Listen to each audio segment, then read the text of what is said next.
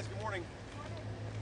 Good to see y'all. Appreciate you coming out to see one of the great traditions, of course, in American democracy.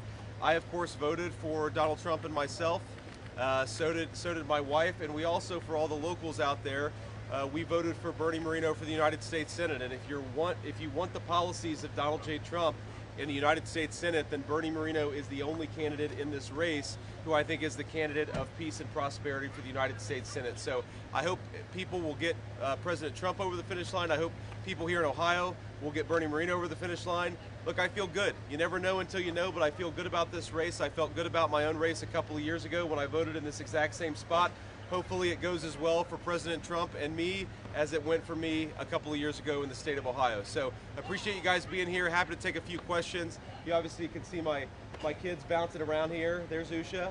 And we'll take a few questions, but we're going to hit the road, go back home, and then head off to Palm Beach. Senator, regardless of the results tonight, half the country probably won't be satisfied with the results. Sure. What's your message to them, potentially your supporters, if it doesn't go the way that they wanted it to? Well, look, I think our message is, first of all, we do expect to win, but obviously no matter who wins, half the country, as you said, is going to be at least partially disappointed. I think my attitude is the best way to heal the rift in the country is to try to govern the country as well as we can, create as much prosperity as we can for the American people, and remind our fellow Americans that we are all fundamentally on the same team however we voted. I certainly hope you vote for Donald J. Trump today. I think that his policies are going to promote peace and prosperity for our citizens.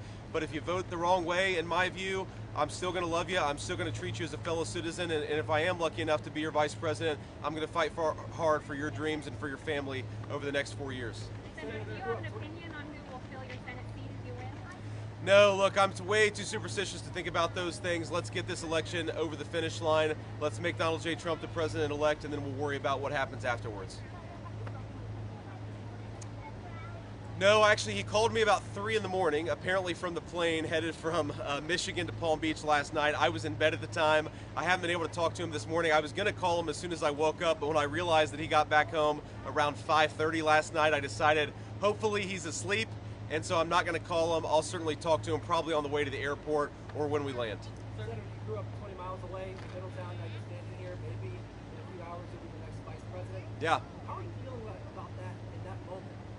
Here to here, and possibly second in command. Look, it's an amazing thing. My heart is just overwhelmed with gratitude to the generosity of the American people. The fact that I'm standing here is very much a testament to the fact that we live in the greatest country in the history of the world.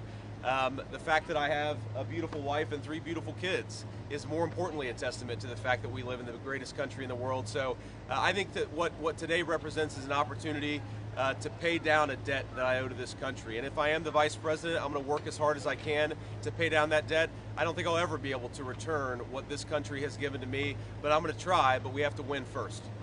Sir.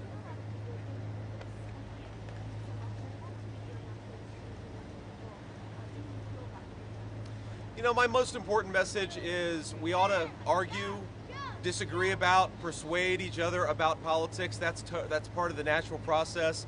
But we can't discard friends and we can't discard family members. I think that if we all just recognize this basic principle, that we ought to love people, we ought to be friends with people, we ought to be family members with people, regardless of their politics, that would do a lot to heal the division. I know myself, I've had a lot of friends, not a lot, I've had a few friends who have cast their friendship aside because I decided that I wanted Donald J. Trump to be the winner in the last election and in this election. I think that's a tragedy, and I'm not going to follow that example. I'd say to everybody, whether you're voting for Donald Trump or voting for Kamala Harris, remember, friends and family, that stuff is what really, really matters. We ought to be kind to one another. We ought to treat each other with respect.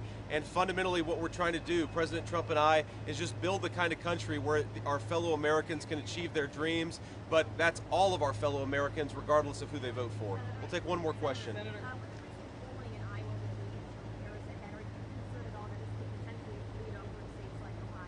No, I'm not too worried about that. Look, one outlier poll doesn't change what we've seen on the ground. We feel very good about the energy. We feel very good about the early vote.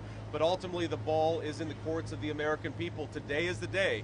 If you don't want an open border, vote for Donald Trump. If you want to get back to low inflation and affordable groceries, vote for Donald Trump. If you want to return the world to peace and stability, vote for Donald Trump. That's my pitch to voters. I really do believe that we can have a golden age of prosperity in the United States of America, but voters are going to ultimately make that choice. I don't worry about any one poll. I think that we're going to win. I really do, but ultimately the voters make that decision. We'll see what they think about this by the end of the day, hopefully. God bless you guys. Thank you.